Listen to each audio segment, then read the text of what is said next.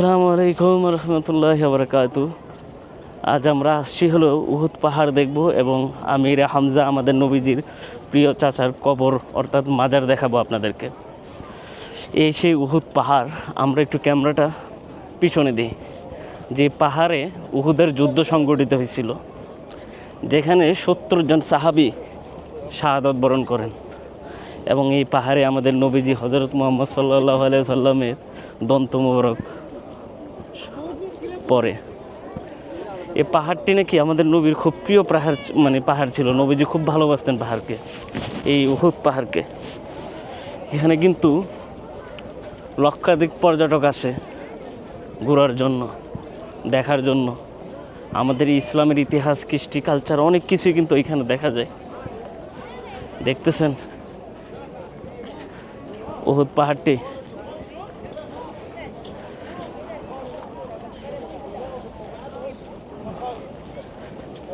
সামনে অনেক মহিলা যাত্রী, কারণে ক্যামেরাটা আমি ঘুরে নিছি। ये आमिर हमजा की कबर। मेरी हमजा की कबर उस साइड है, ये दांत मुबारक है। ओहो, दांत मुबारक किधर है? ये जो पत्थर लगा है, ये जो पत्थर है इधर।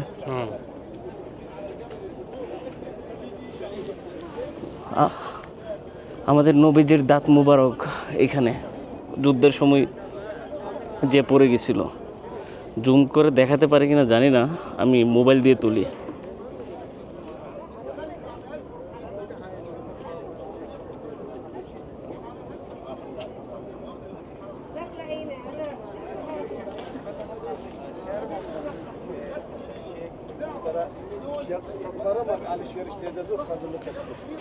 এবং ওইখানে হলো যে আমির হামজার কবর। इधर अंदर जा सकते हैं?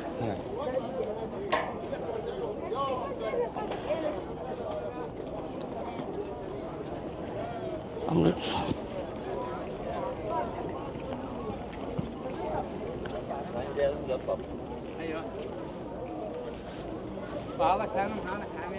তো বন্ধুরা, উহুদ পাহাড়ের ব্লগে আপনাদেরকে এখন দেখাবো উহুদের যুদ্ধ শেষে আমাদের নবী, প্রিয় নবী হযরত মুহাম্মদ সাল্লাল্লাহু আলাইহি সাল্লাম যখন জখমি হওয়ার পরে হলো যে তার দন্ত মোবারক ওখানে শহীদ হওয়ার পর এখানে এসে আশ্রয় নেয়। আশ্রয় নেওয়ার জন্য এইখানে একটা জায়গা আছে যেখানে হলো যে তার মাথাটা রাখে। সে মাথাটা রেখে এখানে হলো যে পাহাড়ে, আমি আপনাদেরকে এখন দেখাই এই জায়গাটাতে, ঠিক এখানে আমি আপনাদেরকে দেখাই। এখানে মাথা রেখে হলো যে আমাদের নবী আশ্রয় নেওয়ার জন্য এই জায়গাটাতে আসে এবং এই পাহাড় দুই ভাগে বিভক্ত হয়ে যায় তখন নবীকে আশ্রয় দেওয়ার জন্য। এই সেই জায়গা। এবং এইখান থেকে গিয়ে নবীজি সম্ভবত আসরের নামাজ পড়ার জন্য ওই জায়গাটাতে যায়। উহুদ পাহাড়ের ইতিহাস যা আসলে শরীরের লোম খাড়া হয়ে যায় যখন আপনি জানবেন এই ইসলাম প্রতিষ্ঠা করার জন্য আমাদের নবী কত কষ্ট করে গেছেন। আল্লাহু আকবার, আল্লাহু আকবার।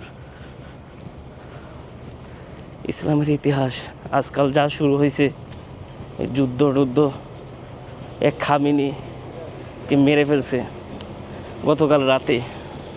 এখানে এসে হলো যে, যাই হোক, এখানে নামাজ পড়তেছে। এখানে এসে হলো যে নামাজ পড়ছিল আমাদের নবী প্রিয় হযরত মুহাম্মদ সাল্লাল্লাহু আলাইহি সাল্লাম।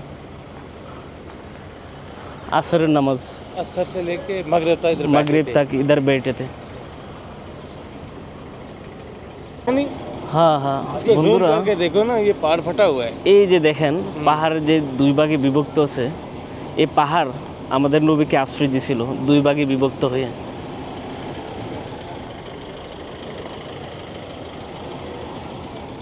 আল্লাহু আকবার। যাই হোক, জানি না কেমন লাগলো আপনাদের, অবশ্যই কমেন্ট করে কিন্তু জানাবেন। বন্ধুরা, মদিনা সিরিজে আমরা এখন যাব হলো যে জিন পাহাড় দেখার জন্য। এই জিন পাহাড় নিয়ে অনেক কাহিনী শুনছি, অনেক আগ্রহ ছিল, অনেক কৌতূহল ছিল ধরতে গেলে।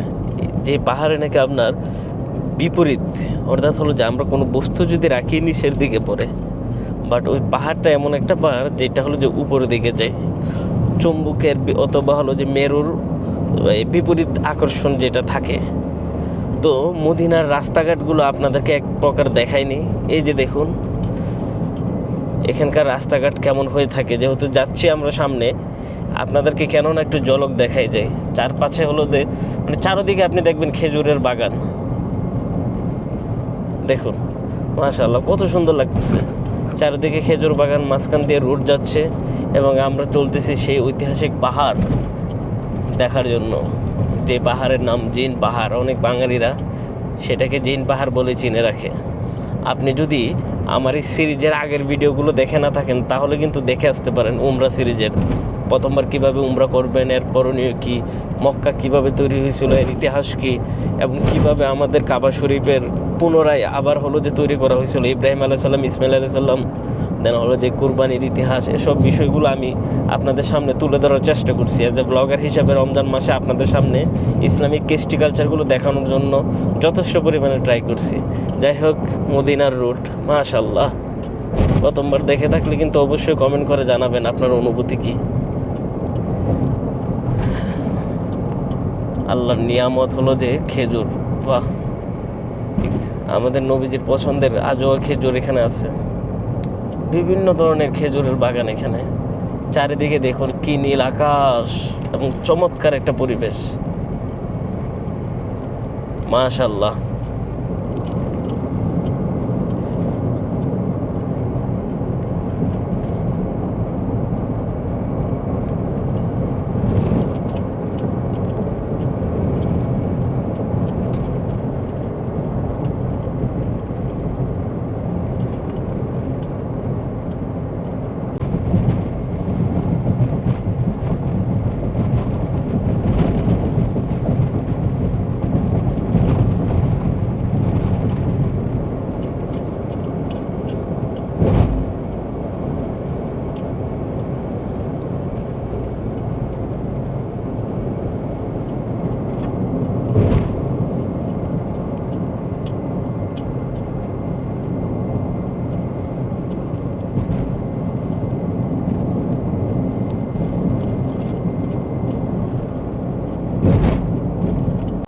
বন্ধুরা, এখন আমি চলে আসছি জিন পাহাড়।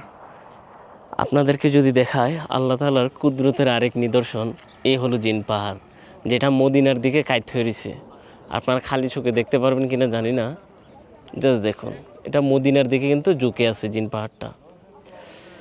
এটা হলো মদিনা থেকে প্রায় 40 কিলোমিটারের মতো দূরে অবস্থিত এই জিন পাহাড়টি। এই জিন পাহাড় নিয়ে লোকমুখে শোনা যায় এখানে হলো যে জিনরা বসবাস করে। এছাড়া হলো যে হাদিসে বর্ণিত আছে এরকম, আমাদের নবীজি যখন কোরআন তেলাওয়াত করতেন জিনরা শুনতেন বসে বসে। তবে কোরআন অথবা হাদিসে কোনো স্পষ্ট নাই এই সেই জিন পাহাড়ে এখানে বসেই শুনতেন। তবে লোকজন বিশ্বাস করে এখানে নাকি জিনদের বসবাস এই জিন পাহাড়ে, এবং রাতের বেলা নাকি বিকট শব্দ শুনে। এছাড়া হলো যে এখানে গ্র্যাভিটিরও একটা খেলা আছে। অনেকে এসে পানির বোতল পানি ফালায় চেক করে, যেটা কিনা আপনার উপরের দিকে উঠতে থাকে। বেসিক্যালি কোনো বস্তু যদি আমরা রাখি, গ্র্যাভিটি কিন্তু এটাকে নিচের দিকে পুশ করে, বাট এটা উপরের দিকে যায়। এখানে হলো একটা চুম্বকীয় আকর্ষণ আছে, যেটাকে বলে হিল অথবা ম্যাগনেট, হিল ম্যাগনেট অথবা হলো গ্র্যাভিটি ম্যাগনেট, গ্র্যাভিটি হিল, এমন টাইপের একটা। যাই হোক, আপনাদেরকে এখন যে নিদর্শনটা দেখাচ্ছি সেটা হলো যে জিন পাহাড়। এই যে মদিনাতে আমি আসছি, এসে আপনাদেরকে এক একটা নিদর্শন দেখাচ্ছি। জানি না বাকি ব্লগগুলোর মতো এইটাও কি আপনারা এনজয় করতেছেন কিনা, উপভোগ করতেছেন কিনা। তবে হ্যাঁ, রমজান মাস উপলক্ষে আপনাদের জন্য আমার তরফ থেকে ছোট্ট একটা উপহার। মাঝে মাঝে কিছু ব্লগ করা লাগে, যেটা হলো যে ভিউর জন্য না, দায়িত্ববোধ এবং কর্তব্য থেকে। এই কর্তব্যের উপহার আপনাদেরকে আমি দিচ্ছি এই সেই জিন পাহাড়।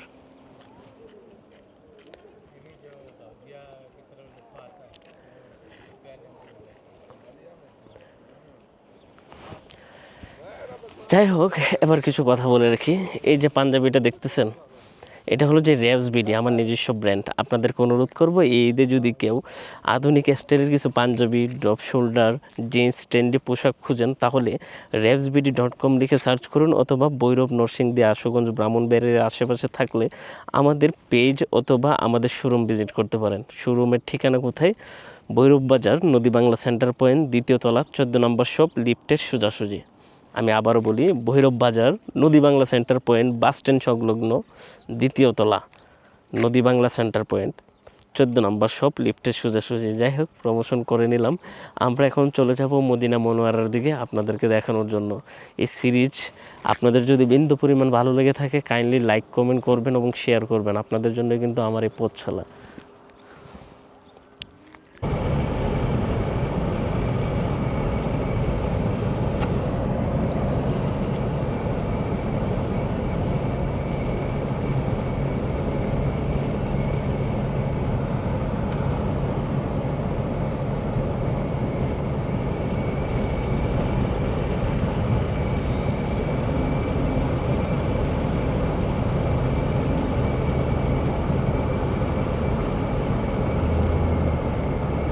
বন্ধুরা, আমরা এখন আসছি কিবলাতিন, যেখান থেকে হলো যে কিবলা চেঞ্জ হয়েছিল। আমাদের নবী কিবলা চেঞ্জ করছিল এই মসজিদ থেকে। মাশাআল্লাহ,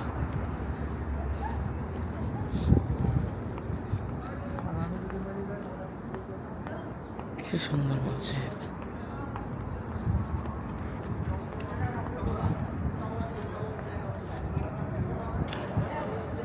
बहुत सुंदर है भाई, मन कर रहा है इधर सो जाओ। अल्लाह, ट्रेन को ले बैठा हूँ, आ गया मैं। की शांति मदीनाय, इतना सुकून।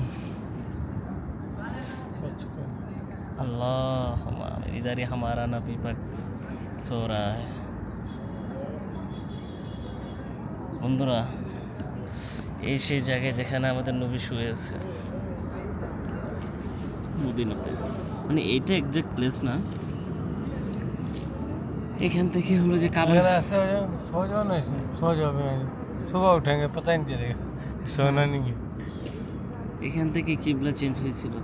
আগে আল আকসাতে ছিল, राइट? और फिलिस्तीन में जो है अल अक्सा, उधर पहले वो था था काबा, जिसमें वो अभी भी जंग लगा है, वो आदमी मार दिया उसके लिए। हाँ, इजराइल हाँ। अभी भी जंग चल रहा है। अल्लाह, তুমি আমার মুসলমান ভাইদের হেফাজত করো।